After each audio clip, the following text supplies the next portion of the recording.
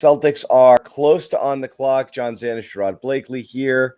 Celtics draft special. I guess this is it. Nothing special. Nothing special. Why we call it a special, I have no idea. It's special. I mean, you and I are here. That makes it special. That makes it special. You're right. You're right. We're here. We're hanging out. There's some people here waiting. Bobby Manning is also here. We're going to bring him in a second. There's quite a few people on Bobby's little big board that's still available. So we'll talk about that as well as we kind of get a little bit closer here. Let's bring in Bobby as well. What's up, Bobby? Hey, Bobby. No, not working. No. That's why you got to get here early. Sorry. We'll try to welcome Bobby back in a little bit. Celtics are close to picking here. I think we are at 43. Is that correct? Yeah, I think 43 was the last one off the board. Greg Brown the third. Greg Brown the third. So we are close. And as we said, a couple people here that we talked about still left. Bobby's probably going to have to log off and back in and see if he can get in. But some guys there who are interesting, among them, Cooper, who, there's a bit of this is a guy who had a draft party. He's kind of hanging out hanging out way longer than he probably thought. Hanging out way longer. This is one of those guys that really is starting to wonder, like, why did I listen to everybody who said I was going in the first round? Why the hell did I why did I go into this draft? And that's what's happening here. Once again, I'm not sure if Bobby can hear, but Bobby, you probably got to leave and come back because we can't. You're not, when you talk, we can't hear you. So that's why you're not in the room right now. Anyone else there you like that's still available, Sherrod? The Cooper kid is good. And you look at his position, he's a playmaker. That's certainly something that the Celtics, when they're looking at talent, he has to be in the mix. Bobby's back. Now? There you go. All right, yeah. So Bobby, so who do you still got some people here, Sherrod? Who were you talking about? And we'll talk about. I like the Cooper kid. I think he'd be a good addition. But I'm a big fan of the Reeves kid from Oklahoma. I don't know what it is about Austin Reeves, but I really like his game. I like his toughness. I like the fact that the games that I saw him play was against Oklahoma State and Cade Cunningham, and I thought he more than held his own against the number one pick in the draft. So that's a guy that I really, really like. Yeah, and Bobby, we've lost Thor here. Well, unbelievably enough, I can't believe Sharife Cooper's here. He was. And Sharife Cooper is the one you didn't even put on your board because you assume he's not going to be there. And he's the guy. Now Celtics fans are starting to salivate a little because it's like, okay, what do you like more than being able to pick in the middle of the second round and get a guy who many people had as a first-round talent? That's always the dream, right? The guy who slid, the guy who has. This is what we talked about earlier. Why not shoot for the home run here? There's real concerns about Cooper. I expected him to slide in the first round, but here we are at 45. I can't believe it. Right. I mean, this guy was 19 on Kevin O'Connor's board. Yeah. Yeah, that's what I mean. This is a guy who most people had as a top 20 talent, who's there. Celtics are not quite on the clock, but they will be shortly. And again, let's see where we are here. 43 is Brown. We still don't have 44. 44 was my number one guy, Kessler Edwards. Kessler. Okay, so that's that. So right now the Celtics are on the clock, and this guy is available. Sharife Cooper. So this is right now, obviously, Celtics fans are pulling hard in one direction, and this appears to be the one. Yeah, so he's a little undersized, 6'1". $160, maybe. Yeah, he's really small. Obviously shined in high school. He's close with the guy I really liked last year, Isaac Okoro, who's in Cleveland now. They both kind of came up under his dad, who's running like a little agency out there in Atlanta. All their guys went out to Auburn. He had some eligibility issues at Auburn, so he didn't play a ton there. And he's a phenomenal passer, but the question's the shot. He was 22% from three, 39% at the field at Auburn. Gritty defender, I'd say. He's kind of Kemba-like in the positionally and compete-wise he's sound, but again, really small. but he does project to be a really, really good passer, maybe even elite. And that's kind of what the Celtics need right now, isn't it? He's Yeah. kind of, in a lot of ways, he's But they kind of took like a poor man's Johann Rondo. Begarin. Johann. All right. He was my bonus pick on my So video I everyone did right earlier. now, there's a lot of crying in Celtics Nation. You had a shot at that guy that slid, and every NBA analyst is like, wow, I can't believe that guy is there. Celtics had a chance to get him and So this is did the not. draft and stash. This guy's from Paris. Yeah. So tell us about what you know here, Bobby. So he's playing in Paris. Has obviously been playing overseas for quite a while now. He's from some island in the Caribbean and moved to France in his teenage years to go play professionally over there. He's a wing type, right? More of a yeah, I'm trying to think of a good comparison. His length is off the charts. I think he's got like 7'3", 7'4" length here. Explosive in transition, tall, just tons of burst and athleticism. But he won't be coming over here for a few years, I'd imagine. He's very raw. He's got a solid floor on his shot. I watched a lot of tape on him earlier because he was in my video as the top draft and stash option in the second round. But he's not going to project to be part of this team for a little while. He's got a decent amount of way to go on both ends of the floor.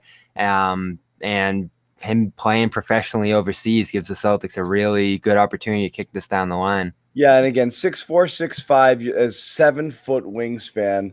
That's very George Hill-like. When you talk about having that type of wing physique. I really struggled to pronounce his name on the video earlier, John. You're gonna have to go watch it. It was bad. Yeah. How do you pronounce it? I'm gonna go with Begarin or Begarin, but I don't know. No, the first name. Oh, I'm just looking at Johann here. I mean, I was going Spanish like Juan. I was like, oh my God. We'll see. They'll probably say it on the broadcast here, but again, by all accounts, NBA level athleticism, but he has a 9-foot standing reach. His arms are really long. As it is, elite physical skills, but the game needs refinement. And we talked about it prior to the draft. Draft and stash, from this position might be an option, particularly, because you have people you have people to fill roster spots who are whatever, and you have, some flexibility. Again, we'll see what they do with a lot of their moves to sign somebody into a mid-level. You have TPE. You could add some veteran players there to that roster that already has, you at least know, barring trade, Nesmith, Romeo, Pritchard, Mo Brown. You have a lot of younger players on here. So again, what are you going to do with another rookie that has to make the team? I think the draft and stash makes sense here. But again, what is the what are they missing out here by not taking Cooper? Well, I think that they're looking to add more experience in the backcourt. I think they've kind of gone through this trial and error with young, undersized guards. I mean, he's not that much bigger than Tremont Waters. In fact, I think Tremont Waters probably is a little bit more solidly built. And Tremont, when he came to the Celtics, he was an SEC Defensive Player of the Year, right, despite his size. So I think that there are a lot of questions. And for the Celtics, do you really want to roll the dice on a guy who has a lot of, I think, physical question marks versus taking a guy that you can stash away who, from a physical standpoint, is everything you're looking for going forward? And you're able to get that in the middle of the second round. So it makes a lot of sense for the Celtics to go with our good friend from France. Yeah, they don't want youth to be part of their rotation next year. They want to get a little bit older, as we've seen. They were looking at Nigel Hayes overseas, who obviously has seasoned his game a little bit more since college. Yeah, and but other names, of course. They don't have a lot of roster spots. There were other names there: Wieskamp, Johnson, Boston. Wieskamp was picked before them. Oh, Wieskamp went before. Yeah. My bad. Boston was still out there, right? Mm-hmm. Yeah, he had a horrible year at Kentucky.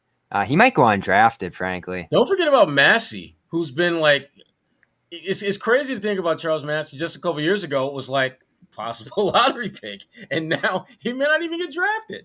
Oh my God, the way this shifts in a few years is crazy. Yeah, it's crazy. Especially with these young guys, you just never really know. Like, they're so early in their development. Like, you're going off like 20 games in a college season. It's tough. I mean, look at a guy like Isaiah Todd, who's a second-round pick. I mean, when you yes, you made some money being in a G League, but damn, if how much money Deshaun are you? Nix, you're talking about undrafted with him out of that G League camp. Right. Yeah. But yeah, I got some notes here on Johann. Obviously, the nearly 9-foot standing reach. He's 215 pounds, so he already has a really chiseled, powerful frame. You'll get some semi vibes there. Gets to the rim a ton, but he only shot 50% there last year, which isn't great. But he's got a wide array of footwork moves, Euro steps, tons of control and speed on the transition runs. He's great in transition, gets above the rim on lobs. 34% catch and shoot threes last year, which isn't great. And he's a 60% free throw shooter. So the shot has a long way to go. The only other bad thing you hear about him too, great tools defensively, but doesn't really use them. Gets lost a bit off the ball. Doesn't have a great feel for defense, and like doesn't have much craft handle on the ball. Yeah. You know, he's very raw as a ball handler. And it is interesting at this point who's going to slip. You got 15 picks till you're slipping into undrafted free agent, and at least a handful of players that people thought were curious and possible selections here at 45. So you could end up with potential undrafted free agent that somebody people were looking at that they might have taken a swing at here at 45. So again, nobody who's going to make a difference here this year. I don't mind the draft and stash pick because again, at this point, what are you looking for? It's a lottery ticket. You're trying to hit a home run here. You want to, I'll always take the guy with the elite physical. I'll take this guy over, I don't mean to trash him, but over a Grant Williams type, a guy who played productively at the college level, but their ceiling is what it's going to be because they're physically. There was a prospect in this draft compared to Grant, and you got scared for a minute that, are they going to go in that kind of direction again? But so those, Bobby, we joked about it before. You said, what do you do here? The worst type of pick to me would have been the fill the need this guy can play, and I can stick him into next year's roster and as the 11th or 12th guy. Those do nothing for you. You can find those guys all over the place. Like to me, you're taking a swing here. You don't want to be super risky when you're picking in the top 10, but when you're picking 45, sure, yeah, take an athletic guy, high upside, stash him, see what he comes back and what he can be for you. I think that's perfectly fine, particularly somebody who you think might also have some offensive upside. So fine, totally fine with the pick here. I don't know enough about Cooper to know whether or not this one's going to be a bad miss for them. Dozens of teams agreed with the Celtics. But a lot of people saw it that way too. So when a guy slides, it's one of those things where every NBA analyst who had him higher is like, what's everyone doing? And every team is like, yeah, none of us like this guy, but you guys like him for some reason. And it appears that Cooper is that guy. So, and he may very well wind up on a Celtic Summer League roster. So you never know. You just never know. Yeah. You just never know.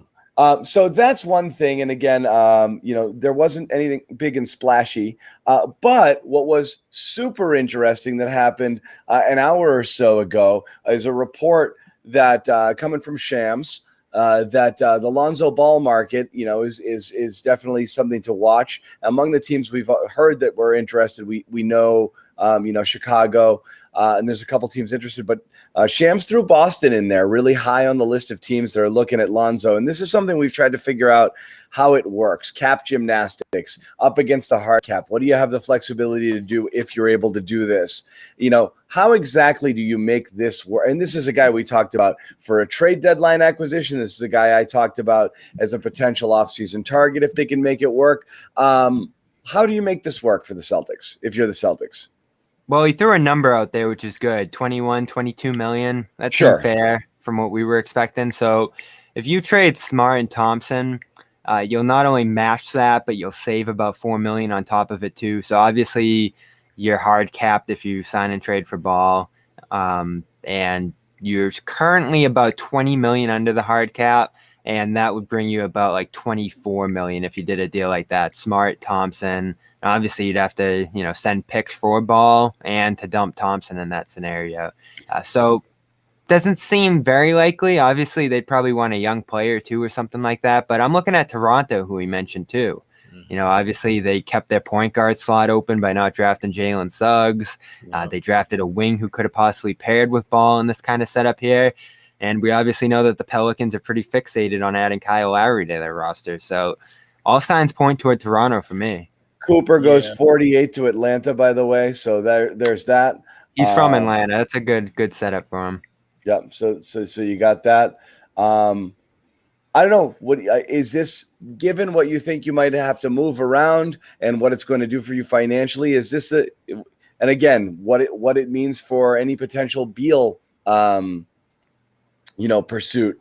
And again, everyone says, "Oh, you make a move, you sign certain people, you spend money elsewhere, you go up against the cap, Beal's off the table."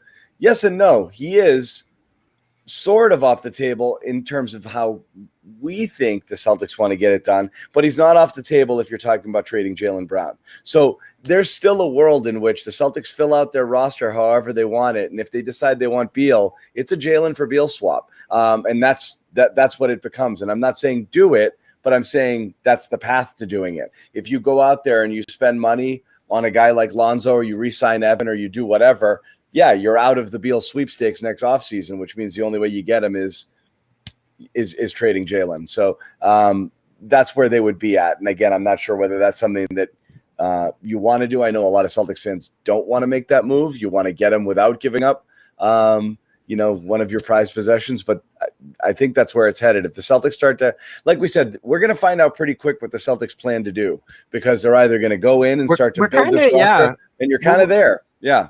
We're where we started this offseason. You got to make the choice now if you're going to do that free agent pursuit and thin out the roster. It's Monday. It's Monday. Are you making a move for Evan? Are you making offer sheets? Are you trying to make? You're either in the game. You're either in the game trying to get people, or you're out. So Toronto's one of those teams that could have made a run at Fournier. Bringing Ball in their case would take them out of making a sizable offer there. The Knicks traded 2 firsts to keep their books clean tonight. I doubt they're offering Fournier a big contract. Spurs were never going to be that kind of team. And then the only team left that you're looking at with cap space out there would be the Hornets. So here we are again. The Charlotte Hornets going to pry another Celtics free agent away from them. That's the only team that I can picture doing it at this point. And if not, you might be able to keep Fournier for very cheap. And that's the goal. I mean, I think that's the blueprint. If you can get Fournier at a reasonable number, but it's going to involve someone else making a move ahead of you. Someone has to blink, and the Celtics have to be ready to pounce on whoever is still left standing whenever that team blinks. And Fournier, again, I have no issue with bringing Fournier back, but if I'm going to bring him back, it has to be at a reasonable number that doesn't handcuff us going forward. And I think that if Lonzo, for example, is moved to Toronto and Charlotte somehow gets involved and does some things, and Fournier is kind of left out there, looking to get paid, then we got something to work with. Then we're able to, if you're the Celtics, you're able to get him at a number that works for you.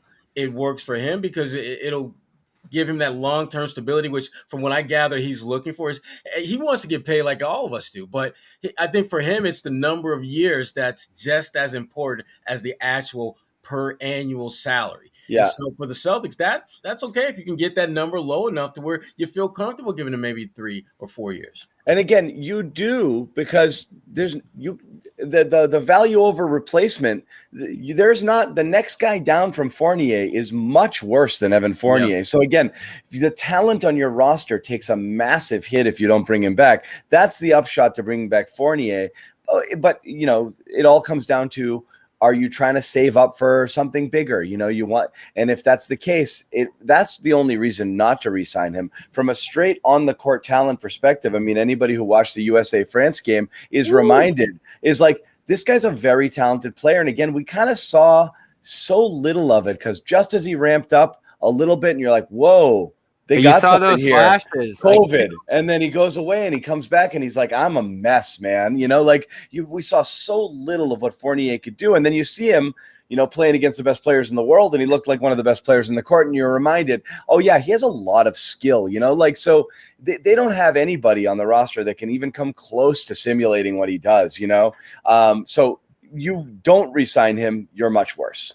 You do re-sign him, this is the dilemma.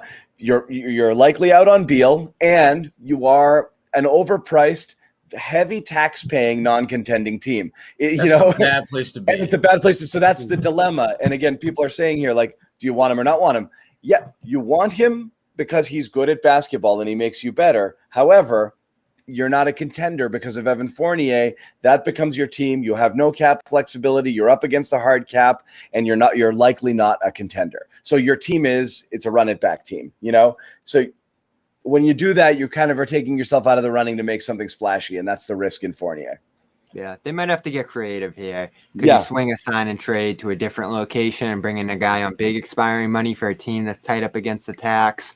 Could you bring in an expiring contract like Joe Ingles, maybe send Fournier out there with more guaranteed years for less money in Utah? The only threat, I don't know. I could see Charlotte maybe sending some money his way, Sherrod. I know they got to address their center position more urgently, and I think that's where Miles Turner is going to end up. So I don't think they'll be in the mix. My only fear is, do the Knicks, who have like $70 million in cap space, try to kick some of that space back to next year by signing Fournier to something silly like 1 year, 25 million or something like that, just to like bundle up that cap space and kick it to next year. That's my concern. Yeah, because not only would they be, kicking it to next year, but they become a major player the year after. So the Knicks, I think they have to be the team that sets things in motion because of the just the flexibility that they have. And to be candid, they can literally go out and get whoever they want to if that player wants to come to New York. Money is not an issue for them.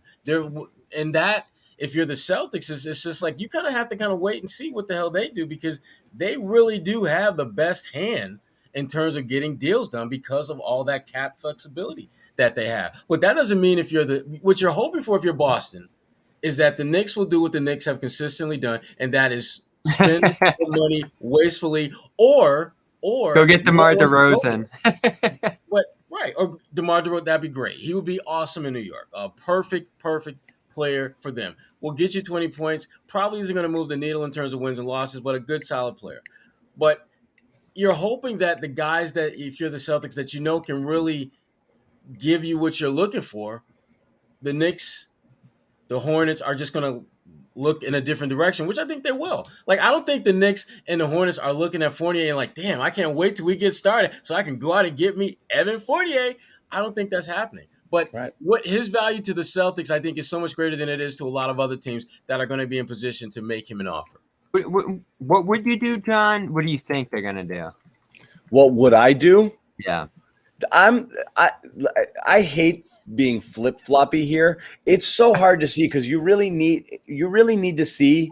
It's like, I don't like to go into a restaurant and order without reading the menu. I don't want to just say I like chicken, and get chicken. Like, I want to see option A, B, C, D, E laid out in front to be able to pick one. You can't just say I want this guy, because the domino effect of what it takes you out of. That's the tricky position. And that's what's tricky, and that's why future, right? That's why it's hard to be a GM, is you can't know. There is no perfect plan, because you might not do something because you want to do something else, and the thing you want to do doesn't come to fruition, aka, Anthony Davis, Kyrie Irving staying, blah, blah, blah. You put your eggs in one basket, and this is going to be great, and then I'll trade all my stuff, and we'll have this super team with Kyrie and Hayward and Anthony Davis and, maybe even Tatum. Won't this be great? And nope, didn't happen. You don't none of that happens. So it's, I guess the safest thing to say is a bird in the hand situation.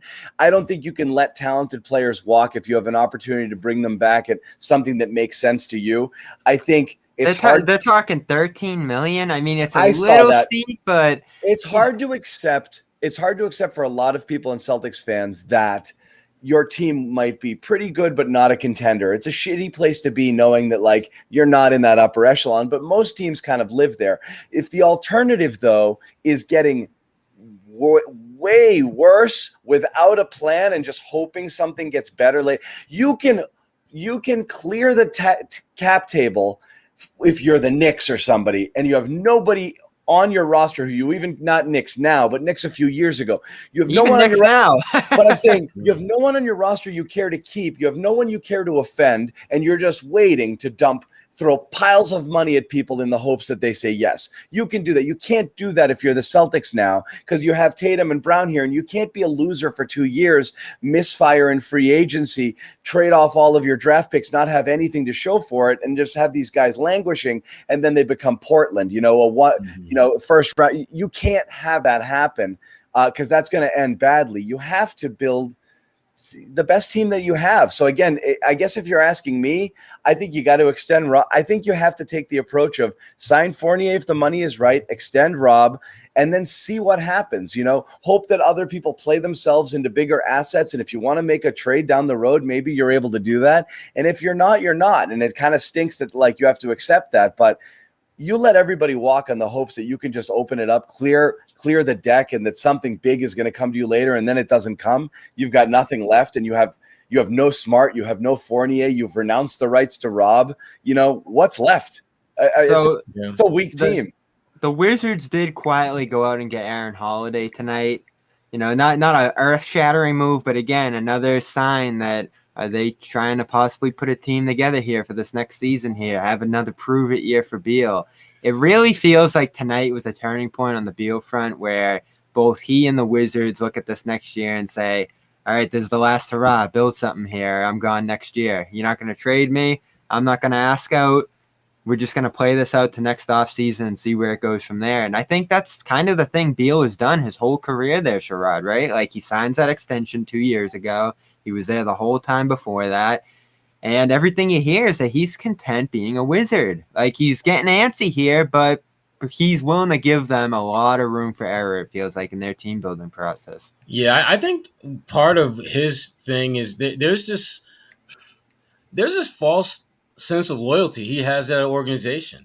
And I think he really does need someone to be in his ear and to remind him that this is a business and you have a very limited window to be a great player in this league. And you're getting pretty close to the end of that road where you're going to be an elite player. And if you have any visions of competing for a championship, you need to get the hell out of town now, because that team that they're putting together now, that team is not going to win anything.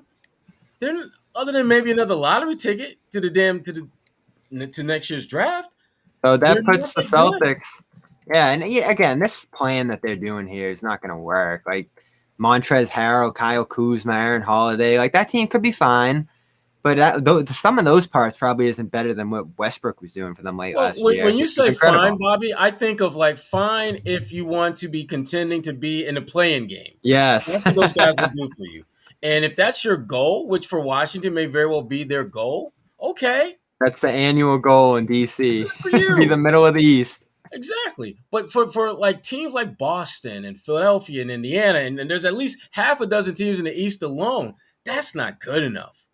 It's just not going to cut it. And I'm a little bit surprised at the patience that Bradley Beal has had with that Wizards organization. I mean, this has to be at least the maybe third or fourth rebuild that they've had since he's been there. And this could go to the deadline too, right? So Washington's sinking midway through the year. Maybe Boston's in kind of a mediocre spot again. All of a sudden at that point, maybe you start to think about, all right, Brown and Tatum aren't working here. Now might be the time to pivot toward that Beal thing. If we see again this year that there's some real friction on Boston's offense, Smart, Brown, Tatum aren't working out as a trio there, that's when both sides might say, all right, let's see what we can work out here. Right. Again, I'm not sure the pronunciation, if it's Begarin, hails from the same French commune and island as former Celtics wing Mikael Pietrus. Yep. Guadalupe. That's how Guadalupe. Les Abîmes in Guadalupe. And so that is that. Now I like the pick. Love Mikael. Loved him. Like Pietrus a lot. He used to get mad at me though because he thought I could get him like a discount on Comcast cable. I'm like, dude, who the hell do you think I am? I remember everyone wanted that, and everyone would ask me like, Yeah, like what's wrong with my? How do I? And I'm like, I don't work.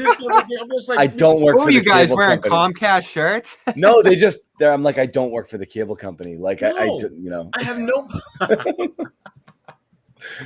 I would get that a lot. I'd get that a lot.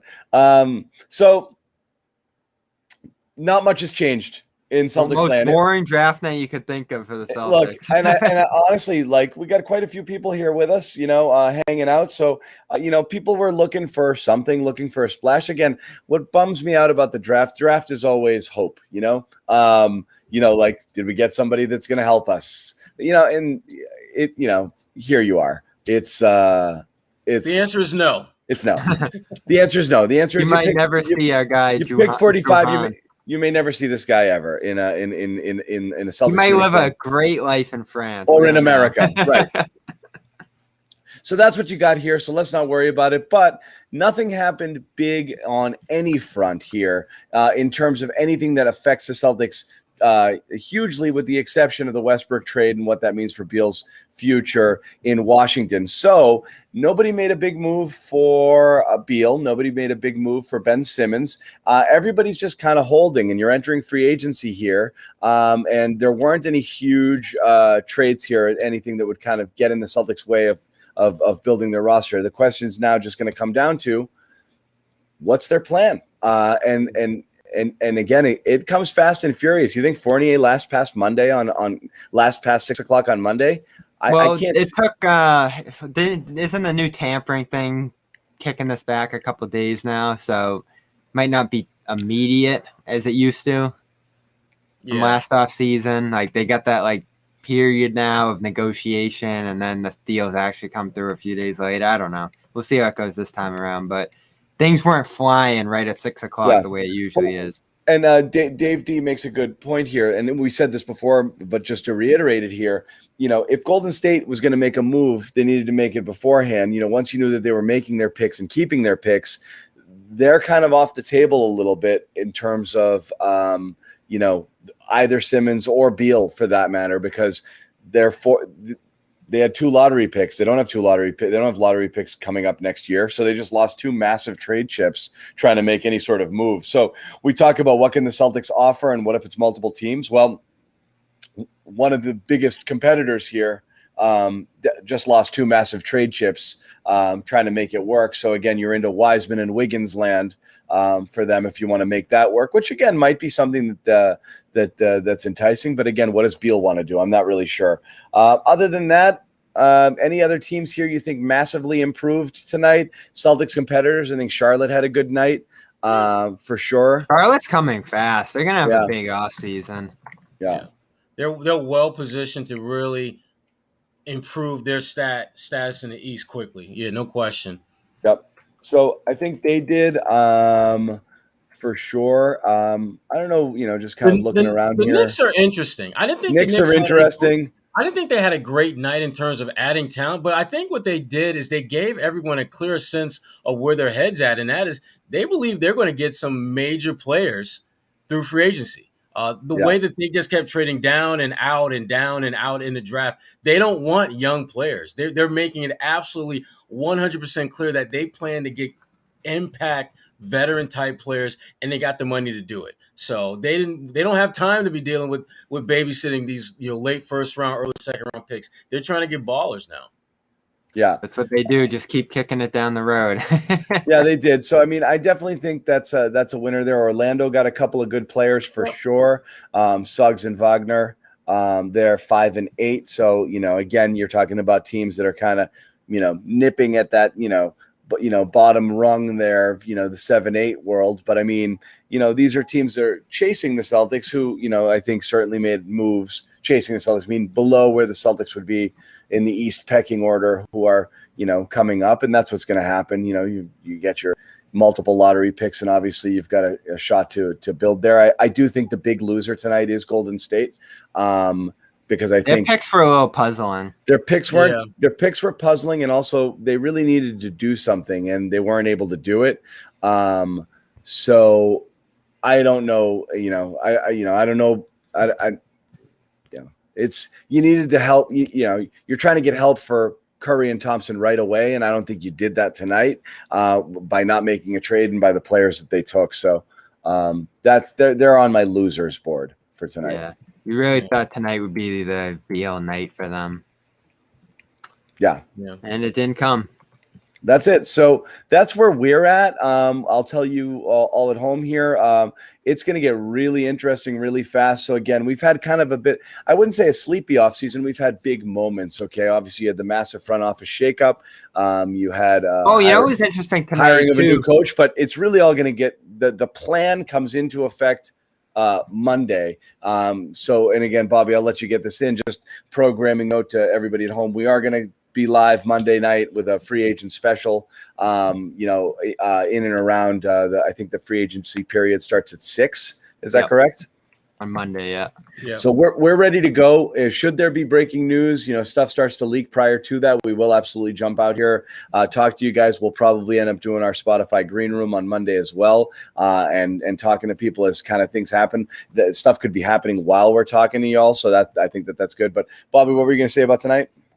You do. There is gonna be that forever link at 16. You were watching that one. Oh, your guy, right? Alperen Sengun from Turkey. Kevin Pelton's #1 overall prospect. That was an eyebrow raiser. Everybody's saying Cunningham, and out of nowhere he comes in with, maybe Sengun's the guy. I think that was more like a statistical analysis because he had some monster years in Turkey. He's 19. He's just a physical force. He's playing there among men for a couple of years and putting up very good numbers, and so he was 270 pounds a couple of years ago, and it looks like he shed 30 pounds. Has amazing footwork. The question is whether a low post guy like him is going to thrive in the NBA. Yes, he's got elite post moves. It's just not something you see in people coming out or entering the NBA now as their primary skill set. Yeah, but he was still very highly regarded, which is interesting. Is he going to be like a Cantor? Or is he going to kind of change the game a little bit here in terms of how you can play center? It's interesting. It is interesting. That's it. Yeah. I do have, if you go back on our YouTube channel, I did 5 prospects, and my bonus pick was actually the guy the Celtics ended up drafting, Johann. So there was a little bit at the end there about him and the possibility of him coming to Boston. So if you want to go check out and learn a little bit more about him, check out that video. I'll probably release as a segment on All Access standalone. Yeah, do that. And then, we'll have more stuff coming out there. Brad Stevens is talking very soon. Is he? Oh, great. We will be talking soon, so I'll let everybody hop off onto that and jump in there, ask Brad your questions, and we'll have that up on our YouTube channel as soon as Brad's done talking. Again, should there be anything developing later on tonight, we'll try to hop back up, but it feels like this night is over. It was kind of a sleepy, slow Celtics draft night. No major moves. Made their pick at 45. Draft and stash player. Pronounce it for me one more time. Johann Begarin. Is what we're going to go with. From France, 19-year-old, 6'4", 6'5" guard with super solid athleticism, tremendous wingspan, and his offensive game, I guess, needs a little bit of refinement. That's the rough scouting report. As Bobby said, he's got a little bit more in-depth stuff there on our YouTube channel, so you can check that out. As always, thank you. We love having you guys in the comments here. Make sure you give everybody a follow. Sherrod Blakely, of course. Real Bob Manning, John _Zannis. And of course, Celtics CLNS. We'll notify you when we go live, and you guys will have programming notes. Guys, final thoughts here? No, just lots of activity, lots of minor things. I think the first 8 picks of the second round were all moved to somewhere else. So that was really good to see. But, a lot of little fireworks, a lot of flickers, but we definitely didn't have the flames or the kind of sizzle I think a lot of us were hoping for. But that's what free agency is for, right? Yeah. I'm looking at Johann Begarin. Instead of somebody put it in the pronouncer here. We're going to pronounce it wrong a bunch of times, but I promise the first time I hear it. Oh my Lord, that YouTube. You don't want to watch that, John. That was bad. I've worked with a lot of, I've worked with some TV anchors who, no matter how many times you say it to them. How about Perk earlier? Moses Moody. It was like Moody Moses, Moody. That happens to everybody. But there are some people who can't hear. But it went on for about like 90 those names. seconds. Yeah, I've worked with some people. You got to put it in the prompter phonetically, and they still can't. For the light, their brain just won't get there. I guarantee you, I hear it once, I will get it, and I'll never mispronounce it again. You heard that, Sherrod, right, from Perk? Yeah. Yes. Moody. Moody. I'm like, wait a minute. Who the hell is he talking about? The best part about it is he didn't just stop for a second and take a breath. He just plowed right. I was like, But that's such a Perk thing to do, though. That is so Perk. Yeah. I'm not slowing down. I'm not pivoting. I'm just going straight down this damn hill until we get to the end. Yep. Damn it. Perk was strong on the draft. Got to give it to him as always. Some really depressed guys in the chat. So, guys, come on. Everybody come on. This is so classic Celtics fans getting upset about the 17th man on the roster. I know. It's up to Yam. Get excited about Yam. He's coming. Brad's coming up right now, so we're going to duck out, guys. Thank you for hanging out with us. Check out all our stuff on the YouTube channel. We'll have some breakdowns from the stuff we did earlier tonight, as well as Brad Stevens' presser. Of course, Bobby Manning's very poorly pronounced but highly analytical video of the Celtics' first-round draft pick. You can catch that there, too. For Sherrod, Bobby, John Zannis, we will see you guys Monday, if not sooner. Good night, all. Good night.